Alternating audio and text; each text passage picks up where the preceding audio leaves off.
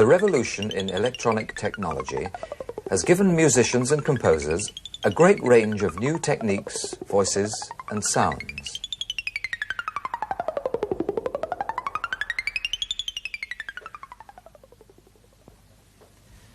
This is one of the studios at the Radiophonic Workshop, where we make electronic music for radio and television programs. In our day-to-day work here, we're not necessarily always pushing back the frontiers of experimental music, but nevertheless, this is a place where we can explore many exciting new sounds. This is one of our main pieces of equipment, a synthesizer, an electronic device which can be used as a musical instrument. First of all, let me show you 5 basic stages in using the synthesizer. Behind here are 12 tone generators, or if you prefer, oscillators. Let's set one of them to work. Behind this panel, an electric circuit is sending out a signal which is being fed through to the loudspeaker. This knob is simply the volume control, up or down, loud or soft. Now you probably know that all sounds have a waveform which can be seen on an oscilloscope. From left to right it shows pitch, vertically it shows volume. Or you can operate them both at the same time.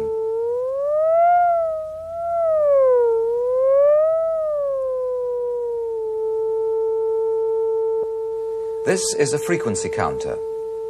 If I set this tone to 440 cycles per second, I know that I'll have middle A on the piano.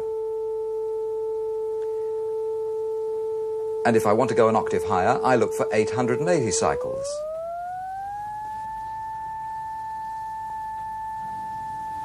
Adjustment is quite critical at these fairly high frequencies.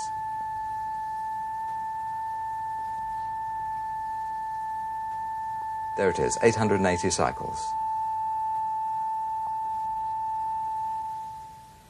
So far, we've only been using one oscillator, but in fact, all 12 of these oscillators can be controlled either by hand or by one of the other oscillators. Let me show you what I mean. This oscillator is set at 5 cycles per second. I've turned it up, but you can't hear anything because 5 cycles per second is too low for the human ear.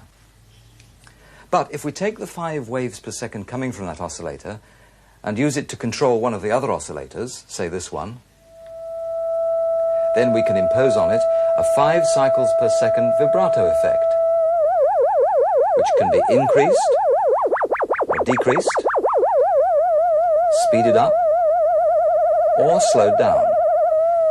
What I've just set up, one oscillator controlling another, is an example of voltage control, which is central to the operation of all synthesizers, and it can turn a rather dull whine into an interesting and useful musical voice.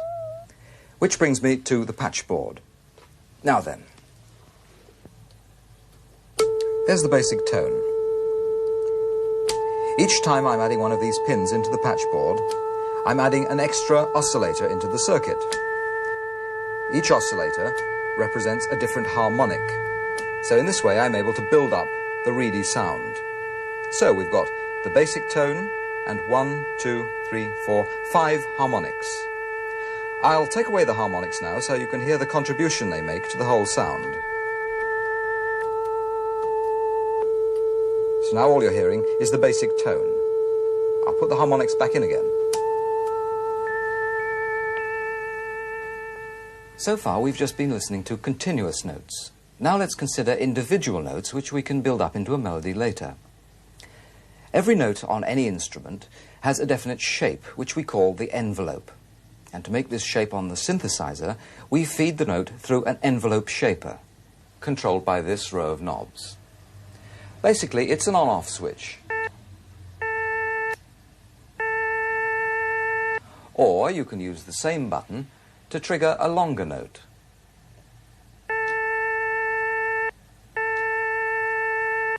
Now, compare that with this.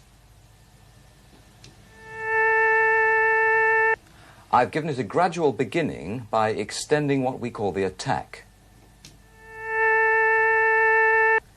The end of the note is still abrupt, so to lengthen it, I add what's called decay with this knob.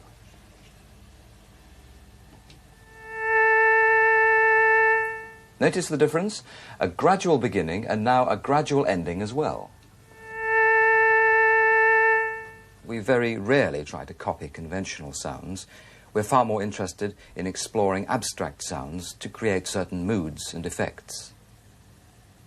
For instance, when I was asked to provide music for a BBC film about the abandoned airfields of East Anglia, I felt that there was scope in these pictures to get away from some of the constrictions of conventional music. For example, here's a widely spaced chord which I'm generating from 6 oscillators. 1, 2, 3, 4, 5, 6. To realize one of my ideas, I fed that chord through 2 of these 8 filters. By using a high-pass filter, I can cut off the chord note by note from the bottom until just the highest note remains. Just listen.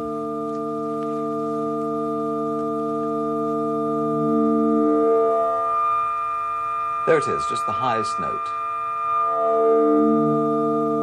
Similarly, by feeding the chord through a low-pass filter, I can cut the chord off note by note from the top this time until just the lowest note remains. Just listen. Just the lowest note. There it is. Eventually, I combined the output of both filters and fed the output through an envelope shaper, which meant that once more, the operation is controlled by this one button.